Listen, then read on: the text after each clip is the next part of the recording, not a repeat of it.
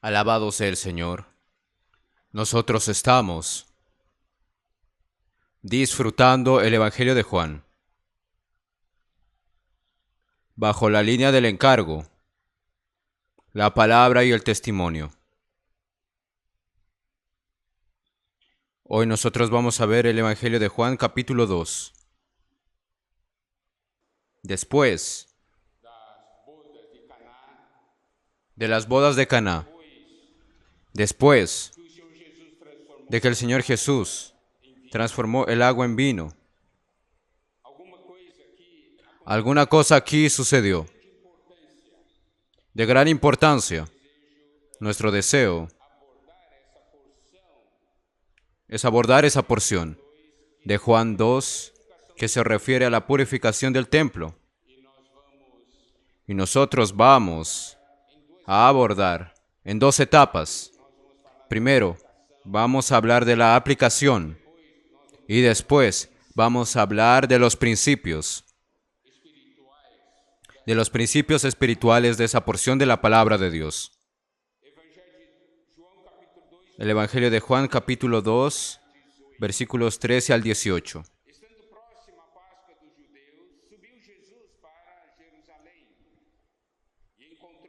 Estaba cerca la Pascua de los judíos y subió Jesús a Jerusalén. Y halló en el templo a los que vendían bueyes, ovejas y palomas, y a los cambistas allí sentados. Y haciendo un azote de cuerdas, echó fuera del templo a todos y las ovejas y los bueyes, y esparció las monedas de los cambistas, y volcó las mesas. Y dijo a los que vendían palomas: quitad de aquí esto, y no hagáis de la casa de mi padre casa de mercado. Entonces se acordaron sus discípulos que está escrito: el celo de tu casa me consume.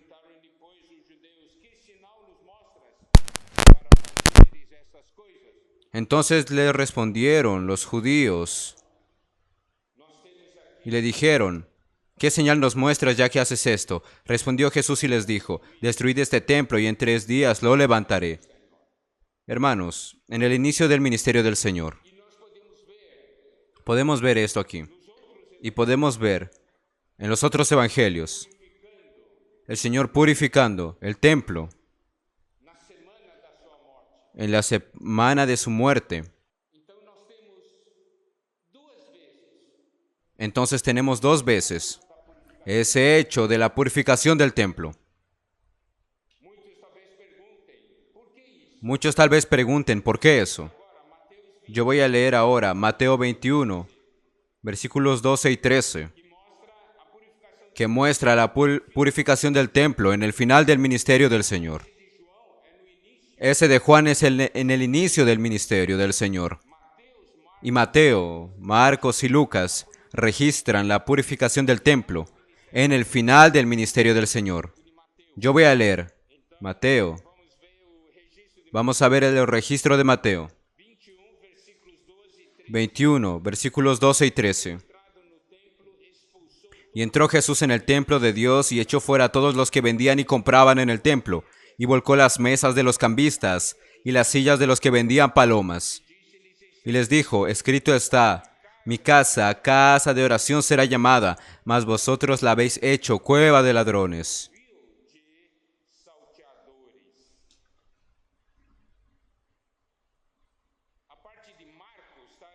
A partir, ahí también en Marcos, voy a leer también para ampliar un poco la visión de esta segunda purificación del templo. Marcos 11, 15 al 18. Y les dijo: escrito está. Vinieron pues a Jerusalén, y entrando Jesús en el templo comenzó a echar fuera a los que vendían y compraban en el templo, y volcó las mesas de los cambistas y las sillas de los que vendían palomas. Y no consentía que nadie atravesase el templo llevando utensilio alguno, y les enseñaba diciendo: no está escrito: mi casa será llamada casa de oración para todas las naciones, mas vosotros la habéis hecho cueva de ladrones. Y lo oyeron los escribas y los principales sacerdotes, y buscaban cómo matarle, porque le tenían miedo, por cuanto todo el pueblo estaba admirado de su doctrina.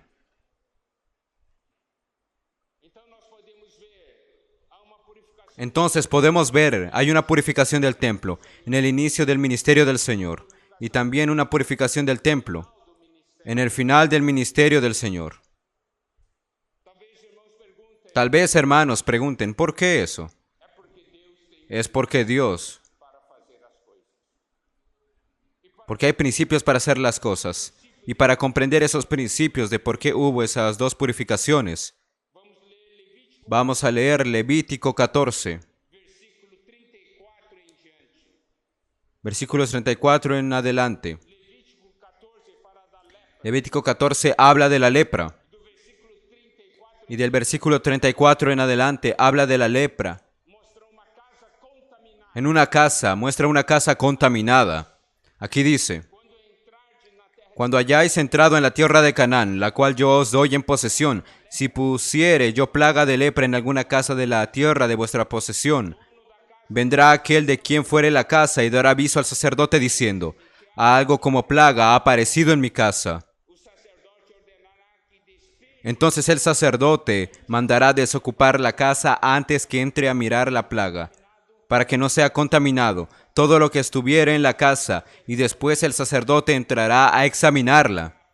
Y examinará la plaga, y si se vieren manchas en las paredes de la casa, manchas verdosas o rojizas, las cuales parecieren más profundas que la superficie de la pared, el sacerdote saldrá de la casa a la puerta de ella y cerrará la casa por 7 días. Vemos aquí al sacerdote cuando va a visitar una casa contaminada. Hace una primera visita. Y en el versículo 39 hasta el 45 dice: y al séptimo día volverá el sacerdote y la examinará. Y si la plaga se hubiera extendido en las paredes de la casa, entonces mandará el sacerdote y arrancarán las piedras en que estuviere la plaga y las echarán fuera de la ciudad en lugar inmundo. Y hará raspar la casa por dentro, alrededor, y derramarán fuera de la ciudad, en lugar inmundo, el barro que rasparen. Y tomarán otras piedras y las pondrán en lugar de las piedras quitadas, y tomarán otro barro y recubrirán la casa.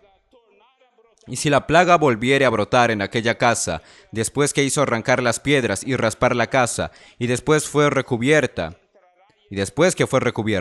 entonces el sacerdote entrará y examinará, y si pareciese haberse extendido la plaga en la casa, es lepra maligna en la casa, inmunda es. Derribará por tanto la tal casa, sus piedras, sus maderos y toda la mezcla de la casa, y sacarán todo fuera de la ciudad al lugar inmundo. En Levítico 14 podemos ver de que el sacerdote, cuando ve una casa contaminada, él hace una primera visita. Y después hace una segunda visita.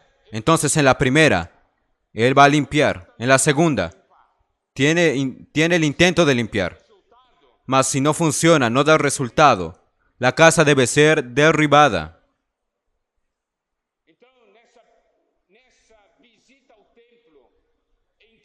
Entonces, en esa visita al templo, en la cual hay una primera purificación, se intentó tratar con la contaminación. En el final de su ministerio, el Señor hace una segunda visita también. Y ahí, la contaminación continúa.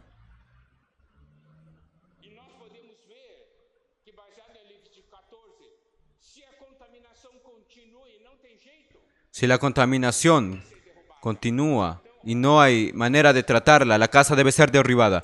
Mateos 24, versículos 1 y 2. Algo que sucedió con el Señor después del asunto del templo, de la purificación del templo. Cuando Jesús salió del templo y se iba, se acercaron sus discípulos para mostrarle los edificios del templo.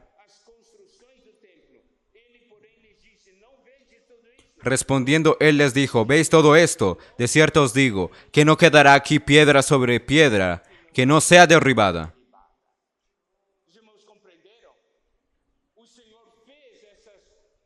El Señor hizo esas dos purificaciones para guardar el principio que estaba en Levítico 14. La casa estaba contaminada. Él miró la primera vez, purificó. ¿Atentó contra ello? No, Él vuelve después para tocar en ese mismo asunto. Y el problema aún está ahí. Y nosotros sabemos que ese problema permanecía. Y en el final, el templo fue destruido. Entonces, Juan 2, versículos 11 y 12 nos muestran esa primera purificación por parte del Señor. Y en los evangelios también vemos, en los demás, la segunda purificación. La corrupción, la contaminación aún estaba ahí. Lo que ahora necesitamos percibir es que el Señor desea purificar su casa. Amados hermanos, presten atención a un principio. En las bodas de Canaán, el Señor transforma el agua en vino. Aquí tenemos la conversión. Y ahora, nosotros vemos la purificación. Esa es la manera del Señor actuar. Primero, Él tiene que convertir nuestras vidas, cambiar nuestras vidas. Y ahí Él viene a purificar nuestras vidas. Hermanos, ¿comprenden? Y existe algunas diferencias de esa primera purificación y esa segunda purificación. La primera purificación. Luego de que el Señor hace eso, en el versículo 18, los judíos luego preguntan, ¿qué señal nos muestras ya que haces esto? ¿Con qué autoridad haces esto? En la segunda purificación, quien confronta a él son los principales sacerdotes y escribas, mas eso en el día siguiente. Entonces, esa es una diferencia entre la primera y la segunda purificación. Mateo 21:23 dice, eso se refiere a la segunda purificación. Cuando vino al templo, los principales sacerdotes y los ancianos del pueblo se acercaron a él mientras enseñaba y le dijeron, ¿con qué autoridad haces estas cosas? ¿Y quién te dio esta autoridad? ¿Están viendo? En la segunda purificación, él fue contestado en el día siguiente. En el primer evento, el Señor Jesús hizo ahí una unión de cuerdas para azotar, lo que no se ve en el segundo evento. Hermanos, ¿comprendieron? Porque hay dos purificaciones. El principio basado en Levítico 14. Ahora vamos a ver la cuestión de la purificación en sí. Vamos a volver a Juan 2, versículo 13. Estaba cerca la Pascua de los judíos y subió Jesús a Jerusalén. Y halló en el templo a los que vendían bueyes, ovejas y palomas, y a los cambistas allí sentados. Y haciendo un azote de cuerdas, echó fuera del templo a todos,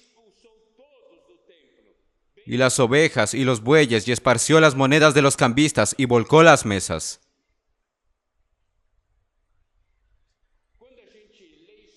Cuando nosotros leemos eso ahí, tenemos una idea de que el Señor vio un problema y quedó enojado y salió ahí de la nada a destruir todo.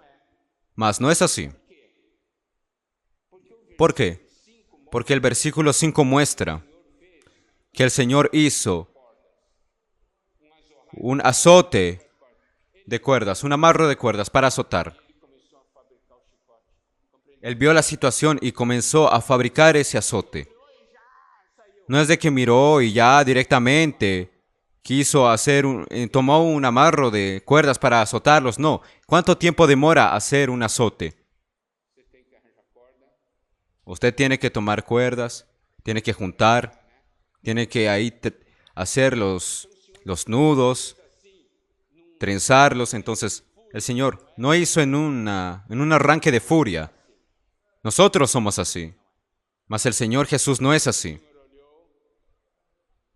El Señor miró y dijo, lo que yo necesito hacer lo sé. Y comenzó a hacer el azote de cuerdas. Le llevó un tiempo, eso es cierto. Y después de haber hecho el azote de cuerdas, él expulsó. Yo quiero que ustedes presten atención a los siguientes puntos que voy a hablar.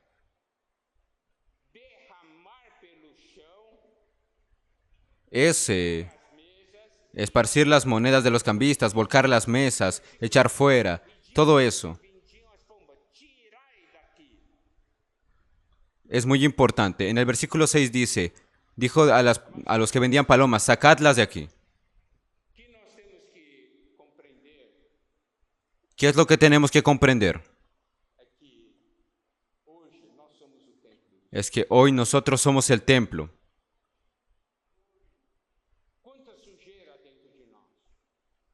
¿Cuánta suciedad hay dentro de nosotros? ¿Cuánto comercio hay dentro de nosotros? ¿Cuántas cosas ocupan nuestro interior?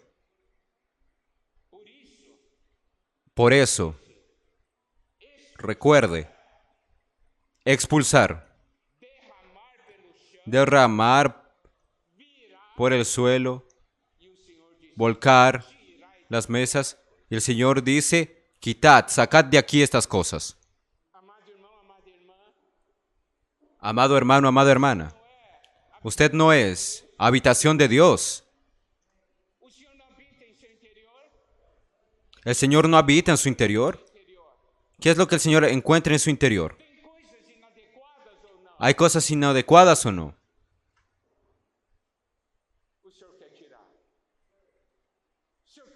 El Señor quiere quitar eso.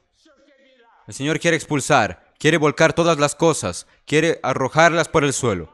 El Señor quiere derramarlas en el suelo, como lo hizo en el templo. Y luego el Señor nos dice, quitad de aquí esto, quita de aquí todo esto, porque nosotros somos la casa de Él. Y usted sabe, aquí nos muestra estando cerca de la Pascua de los judíos. Y en la Pascua, ¿qué es lo que los judíos tenían que hacer? Éxodo 12:15 dice,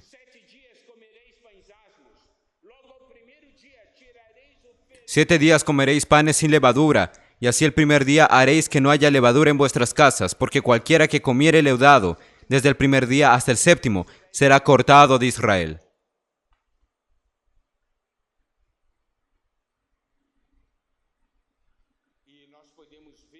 Y nosotros podemos ver cómo es importante percibir de que nosotros somos habitación de Dios. Y que el Señor quiere sacar esas cosas de dentro de nosotros. En los principios espirituales, vamos a desenvolver un poco más de eso. En el versículo 17 de Juan 2 dice, entonces se acordaron sus discípulos que está escrito, el celo de tu casa me consume. La preocupación que el Señor tiene por la casa de Dios.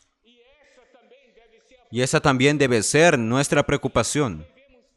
La preocupación que debemos tener por la casa de Dios. Amén. Vamos a leer el versículo 18. Y los judíos le respondieron y dijeron, ¿qué señal nos muestras ya que haces esto? Respondió Jesús y les dijo, destruid este templo, y en 3 días lo levantaré. Dijeron los judíos, en 46 años fue edificado este templo, y tú en 3 días lo levantarás. Mas él hablaba del templo, de su cuerpo.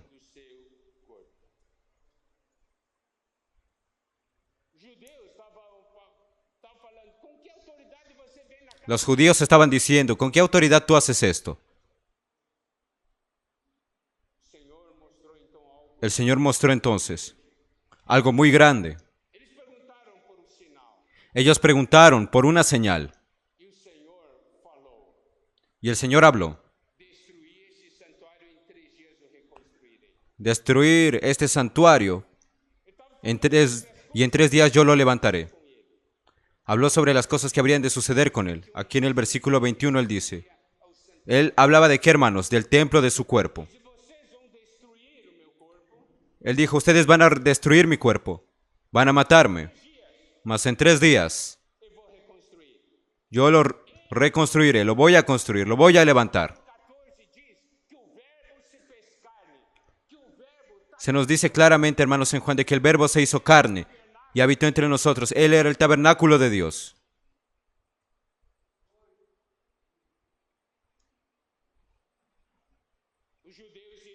Los judíos habrían de matarlo, mas aleluya, en su resurrección, la iglesia fue producida. La iglesia, el santuario de Dios. Ahora, una cosa, hermanos, cada uno de nosotros, esa es la gran señal con respecto al gran santuario del templo. ¿Por qué usted está limpiando, haciendo esto en este templo? ¿Qué señal nos das de que tienes esa autoridad? El Señor estaba hablando y diciendo, destruid el templo. Y yo voy a levantar un templo no hecho por manos humanas, un templo no físico. Y se refería a la iglesia. ¿Comprendieron, hermanos?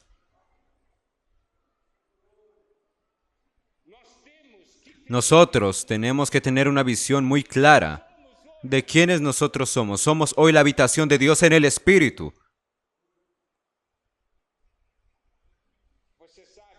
Usted sabe, cuando el Señor Jesús dice, destruid este santuario, se refería al santuario de su cuerpo. Nosotros también vemos eso en la realidad de la resurrección del Señor y el hecho de nosotros ser hoy la iglesia, la casa de Dios. Y nuestro cuerpo también siendo el santuario. 1 Corintios 6:19. ¿O ignoráis que vuestro cuerpo es templo del Espíritu Santo, el cual está en vosotros, el cual tenéis de Dios, y que no sois vuestros?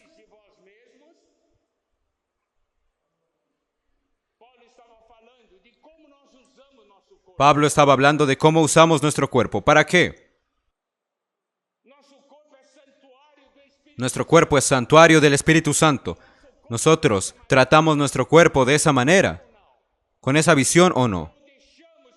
O dejamos también, como los judíos, que en nuestro cuerpo haya mucha impureza, suciedad. El Señor quiere limpiar. El Señor está hablando para nosotros. Cuiden de su cuerpo. Su cuerpo es santuario del Espíritu Santo.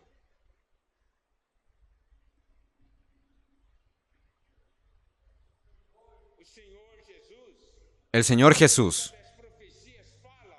Las profecías hablan del Señor como el santuario, como ese cuerpo en la profecía. Isaías 8:14.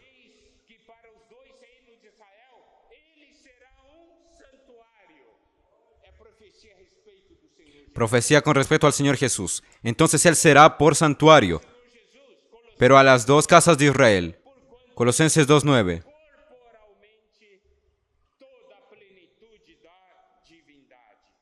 Porque en Él habita corporalmente toda la plenitud de la deidad. Ustedes saben, volviendo a nosotros aún como santuario, individualmente nuestro cuerpo es santuario del Espíritu Santo, mas también colectivamente. Yo voy a leer 2 Corintios 6:14.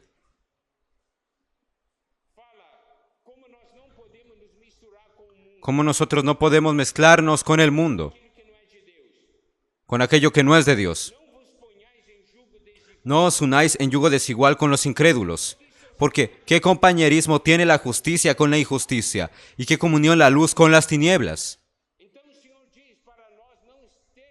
El Señor nos dice de que nosotros no estemos en yugo junto con los incrédulos. Y ahí luego Él nos dice, La asociación entre justicia e injusticia. En nosotros está la justicia. Pero entregarnos a injusticia, ¿qué sucede? Y luego la luz y las tinieblas. Vean, nosotros somos tratados aquí como justicia. Somos tratados como luz. ¿Y qué concordia? Cristo con Belial. Cristo habita en nosotros, hermanos. ¿O qué parte el creyente con el incrédulo? Y miren en el 16. ¿Y qué acuerdo hay entre el templo de Dios y los ídolos? Nosotros somos santuario de Dios. Los incrédulos son santuarios de ídolos. Porque nosotros somos santuarios del Dios viviente. Como Él propio dice, habitaré y andaré entre ellos y seré su Dios y ellos serán mi pueblo. 1 Corintios 3, versículos 16 y 17. ¿No sabéis que sois templo de Dios y que el Espíritu de Dios mora en vosotros? Si alguno destruyere el templo de Dios, Dios le destruirá a él, porque el templo de Dios, el cual sois vosotros, santo es.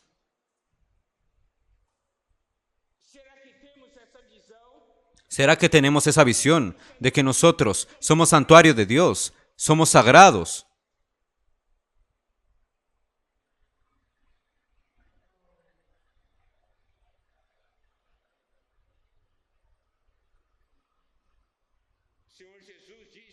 El Señor Jesús dice, destruid este santuario y en 3 días lo reconstruiré. En el griego significa reconstruir, hacer levantar de nuevo. El Señor se refería a su resurrección.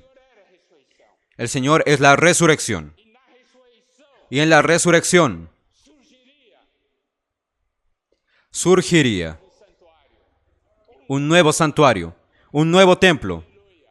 Aleluya. Y ese somos nosotros. Amados hermanos, ustedes pueden ver la importancia de la iglesia.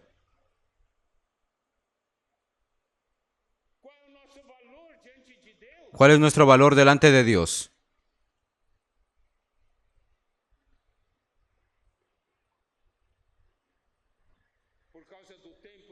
Por causa del tiempo,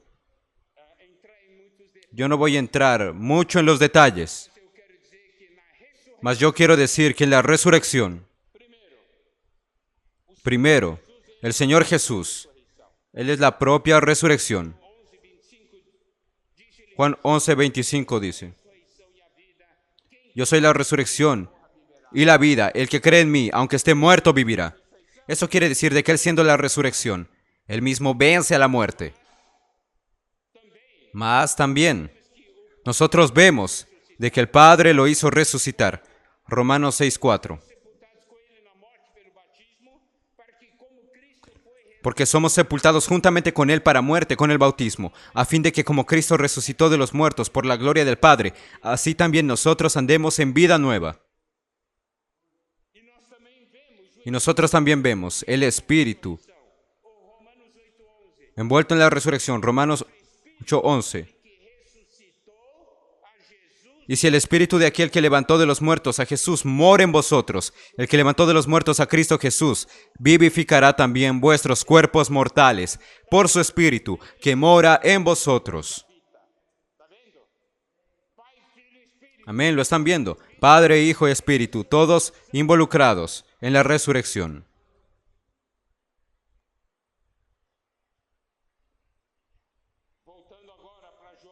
Volviendo a Juan 2:22.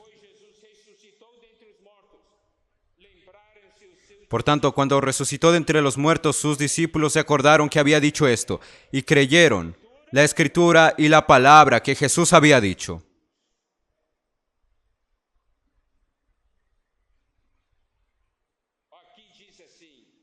Aquí dice así, cuando Jesús resucitó, se acordaron los discípulos de que Él había dicho esto. Eso quiere decir que en la resurrección, el Señor vino como Espíritu. Juan 14:26. Mas el Consolador, el Espíritu Santo, a quien el Padre enviará en mi nombre, Él os enseñará todas las cosas y os recordará todo lo que yo os he dicho. Y el Evangelio de Juan enfatiza ese hecho de que los discípulos se acuerdan después de la resurrección. ¿Por qué? Porque Juan muestra para nosotros de que el Señor después se hizo Espíritu. Miren eso. Juan 2:17. Entonces se acordaron sus discípulos que está escrito, el celo de tu casa me consumirá, me consume. El versículo 22. Por tanto, cuando resucitó de entre los muertos, sus discípulos se acordaron que había dicho esto y creyeron la Escritura y la palabra que Jesús había dicho. Los discípulos no creyeron eso al principio, mas cuando Jesús fue glorificado, ellos se acordaron de que esas cosas estaban escritas con respecto a Él. Y también de que eso hicieron. Amados hermanos, amadas hermanas, el Espíritu es aquel que nos hace recordar lo que el Señor nos habló. Muchas veces no comprendemos ahora, mas el Espíritu luego nos va a hacer recordar y vamos a entender.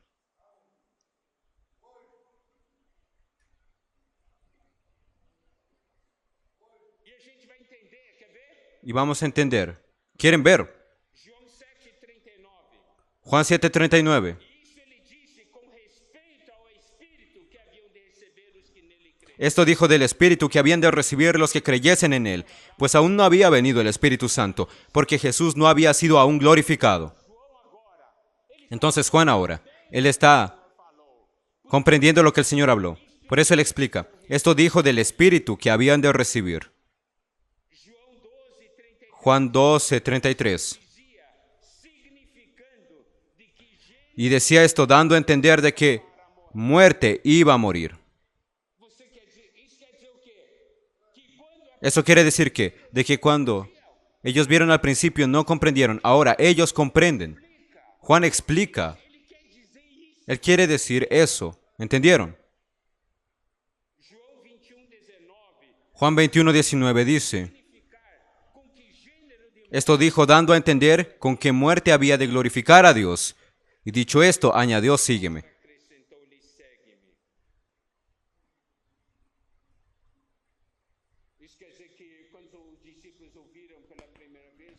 Eso quiere decir de que cuando los discípulos oyeron por primera vez no entendieron. Y es necesario, amados hermanos, de que nosotros comparezcamos a la presencia del Señor y decirle, Señor, hazme comprender tu palabra. No podemos ser personas que leen la palabra y quedan por ahí. No, tenemos que tener ese espíritu de búsqueda. Y el Señor es aquel que puede hacernos entender, comprender. Lucas 24.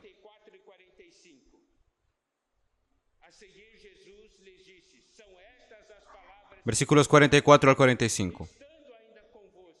Estas son las palabras que os hablé, estando aún con vosotros, que era necesario que se cumpliese todo lo que está escrito de mí en la ley de Moisés, en los profetas y en los salmos. Entonces les abrió el entendimiento para que comprendiesen las Escrituras. Hermanos, tenemos que usar ese versículo 45 y orar al Señor. Señor, un día tú abriste el entendimiento de tus discípulos para que comprendieran las Escrituras. Hoy, Señor, abre mi entendimiento. Abre mi entendimiento, Señor. Anhelo verte, Señor, entenderte. Entonces, Juan 2:22 dice, cuando resucitó de entre los muertos, sus discípulos se acordaron que había dicho esto y creyeron la Escritura y la palabra que Jesús había dicho. ¿Están viendo? ¿Creyeron en qué? En la Escritura y en la palabra que Jesús había dicho. Creer en la Escritura, creer en qué? En el Antiguo Testamento. Y ellos vieron de que todo lo que el Antiguo Testamento habló confería 100% con lo que Jesús había hablado. Lo comprobaba, lo demostraba, concuasaba. Era conforme a lo que Jesús hablaba. Y Jesús hablaba conforme a ello. Estando en Jerusalén, en la fiesta de la Pascua, muchos creyeron en su nombre viendo las señales que hacía. Versículo 23. Pero Jesús mismo no se fiaba de ellos, porque conocía a todos. Y no tenía necesidad de que alguien le diese testimonio del hombre, pues él sabía lo que había en el hombre.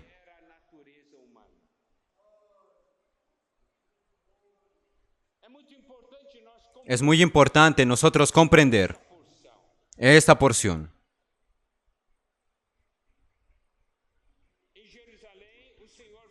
En Jerusalén, el Señor hizo muchas señales.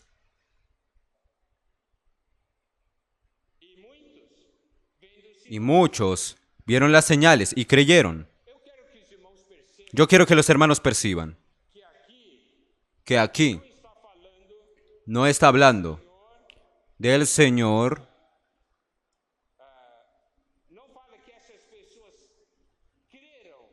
No habla de que esas personas creyeron en las enseñanzas. No, simplemente creyeron en su nombre y vieron señales ahí. Y Jesús no se confiaba de ellos. Habla de que el Señor no confiaba en ellos. El Señor no se fía de aquellos que corren detrás de señales.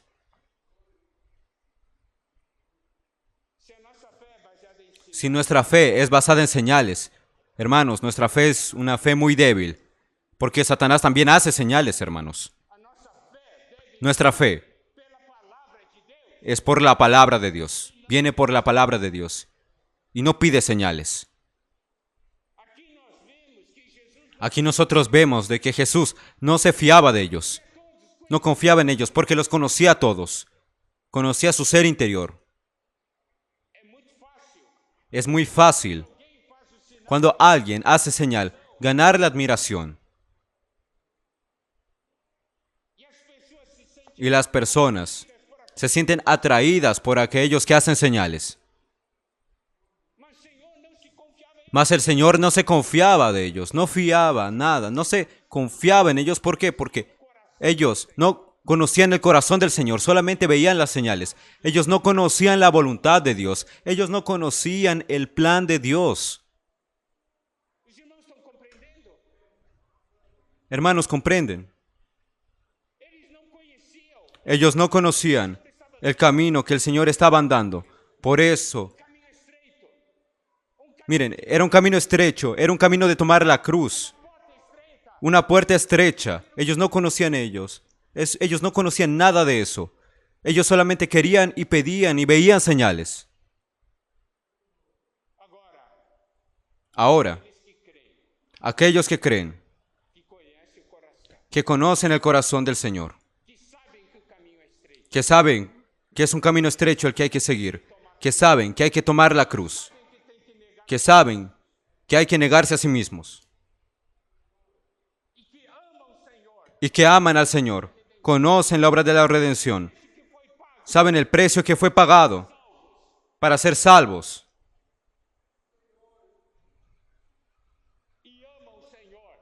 y aman al Señor y escogen al Señor.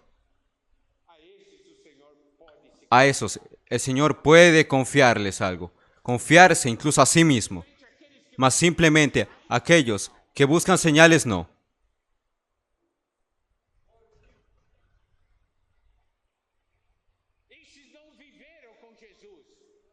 Esos no vivieron con Jesús. Los apóstoles, ellos sí vivieron con Jesús.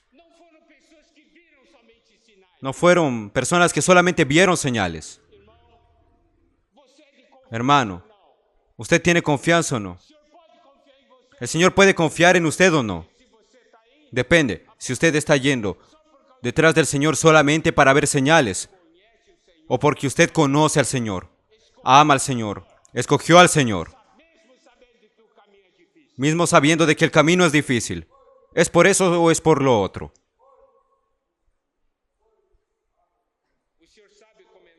El Señor sabe cómo es la naturaleza humana.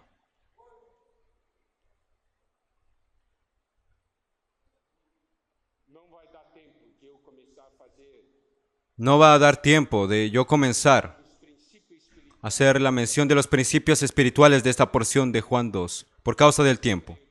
Mas yo creo que ya la aplicación de esta parte ya tiene muchas cosas que podemos llevar delante de Dios. Amén.